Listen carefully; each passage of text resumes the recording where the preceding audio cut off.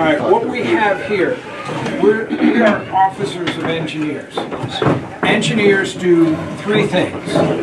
They get you there, they defend you when you get there, and they attack when you want to attack. But it's all by design. Nothing is done. If you do it without a design, it's simply a horde in the streets. So what we are trying to do is set up how you get there, how you defend yourself when you do get there, and how you are going to indicate what you're going to attack. I'm going to talk about being in a fort, and how we build them, and what goes into that, and Bob is going to talk to you about how you attack a fort. So together we're yin and yang, we're the dialectic. To start with, when you build a fort, you've got to have certain proportions in mind. You can't have more wall space to defend than you have men to defend it. We had that.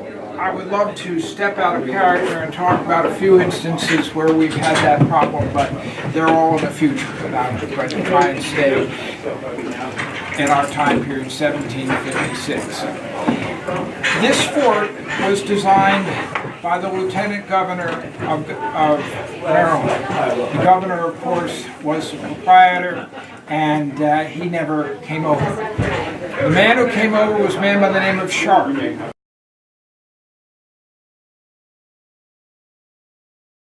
He had military experience, only in the infantry. He was not an engineer. But he knew from experience what a fort looked like and what he expected. And one of the things he wanted, which is unique all the way from the coast of Maine down to Georgia, this is the only stone fort. And that's why we have it today. Now, the stone fort that was made here was made by certain proportions designed by engineers.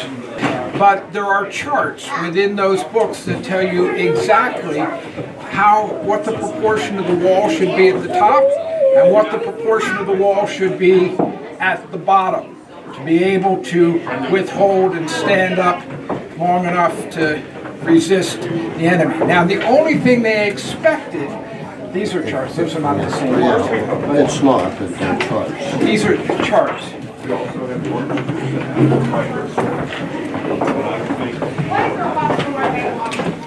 And you can take these, and you can see over here it tells you number of men and what it can do and what you need for each of these different categories. So how much powder you're going to need for 2 cannon, how many men you're going to need to make the emplacement, so on and so forth. We have the same thing for building a fortification. If you have too many men, you can't feed them all for the length of time that you might expect to be sieged. You can look at that and pass it down. If you don't have enough men, you can't defend the wall, and the wall will be breached where you can't defend it. How you make these forts, this fort has 4 bastions. Bastions are very important because they determine the angles for how you're going to fire. Now, we think it would be strange to have a weapon and not aim it. We are not aiming our muskets, as those of you who handle them know, but we point them in a general direction. When we put men on the wall, we can calculate if you have all the men firing at the same time and all these men firing at the same time, we try to identify where those shots are going to cross. Because where those shots cross is where it's going to be least popular to stand, because you don't want to be there. So we calculate these bastions such that we can determine where the firing is going to be. This wall, if you were to turn around and look out there at that northwest bastion, you'll see them coming to a point Imagine men lined up at the top of the wall, and they're going to fire in this direction. The men on this wall are going to fire in this direction. You get out here, and they're going to cross. So, now, if obviously some men are going to be able to rush the works and be able to get past those shots. So we're going to build an apron wall here that's going to enable you to shoot men who are trying to climb up this wall and men to shoot trying to climb up this wall. And we repeat that all the way around the fort. What those angles should be are set out in a book, initially written by a Frenchman by the name of Vauban.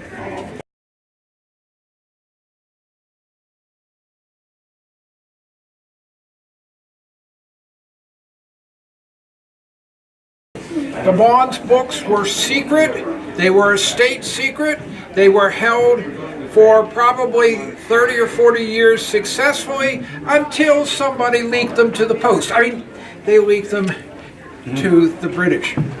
And when they got there, the British took them, and that began the British opportunity to really have a school of engineering. Now, English fortifications and French fortifications tend to be different over time. The British will dig down so that cannon shot will go over the top, will not destroy a lot of the works. The French, seeing people sieging the fortification, went to elevation so they could shoot down the closer people came. The British said, ha-ha, great target. The French said, ha-ha, great targets. So you pay your money and you take your choice. But since the British forts survive and the French forts don't, I think maybe the English got it right. So the proof is in the pudding. This fortification, if you look out here, the stones have mortar in between them. Up until where it gets dark. Where the stone is dark, it's Portland cement. The British used lime, a lot of it. That's the original wall. The wall that is not original is what the Civilian Communication or Conservation Corps put together, and they used the Portland cement and they topped the wall off. In between wars and so on, this was used as of course, a fortification. It was supposed to be a supply depot from Winchester on Forbes Road, which was north of here. However, smallpox broke out here and Forbes wouldn't touch any of the supplies that were stored here. So it did not play the role that they had hoped it would play. Sharp did not want the fort in this location. He wanted it further west where the frontier was. But the people in the House of Burgess in Maryland wouldn't vote money for further west, they voted money for here. Why? Because they owned the property around here and it made it more valuable. Easier for one of the purposes of a fort was to take in everybody who was in the surrounding area and keep them safe. If you build a stone fort, the Indians can't set the walls on fire. Now, can they set the buildings inside on fire? Of course they can. But you got a better chance of putting them out because when you're putting the fire out inside, you're not as exposed as if you were trying to put out one in the wall. So that was the thinking. Seems to have been successful. The other thing that Sharp put out here was 4 cannon. It could have been 6-pounders, it could have been 12-pounders. Interesting question. If they put cannon in those bastions, how did they support them? Did they put earth in there, or did they build a platform? Exactly how did they do it? We don't know. When the state figures it out, they'll replicate it. But they don't want to put money into it only to have it be a mistake and have to be ripped out. Taxpayers don't like to spend their money twice, and I can't blame them. So we'll continue to do the research. We have examples of it done both ways in English forts. So again, we don't know.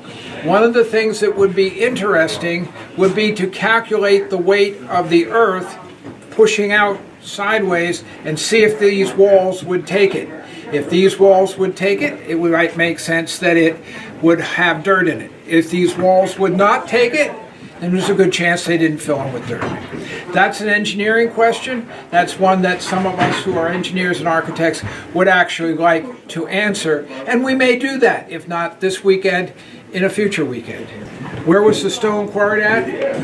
I don't know, but from the looks of it, it was probably fairly local. If you go up the side of the mountain here, there's a lot of loose stone up there. And you've got a number of men to help you move it. You probably had people with them that actually had the ability to chisel it well. So they did chisel it.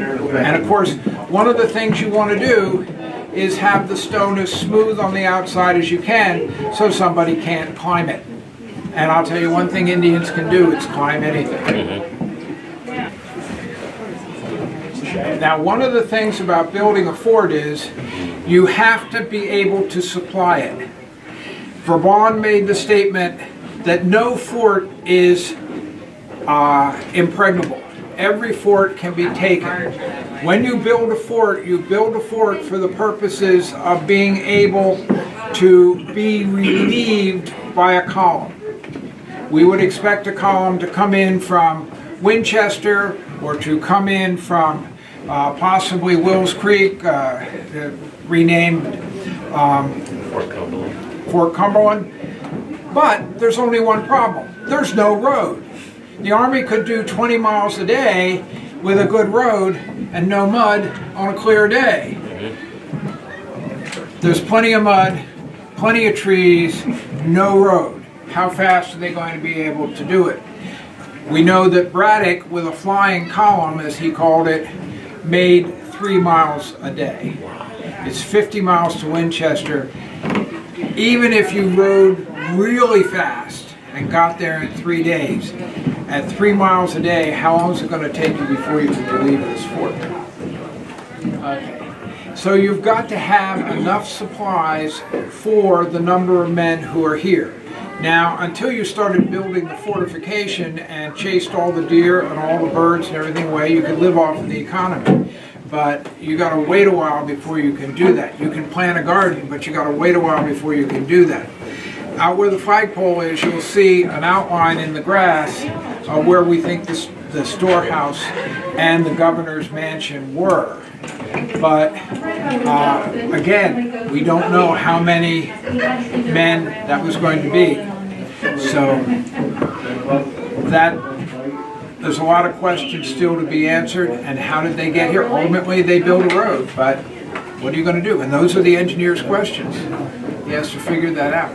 When Gordon got here, he found out that the powder magazine didn't have enough sod on it, on the roof, to protect it. So he directed that the powder magazine be strengthened so that it could withhold shells coming in and breaking down. So they did have water.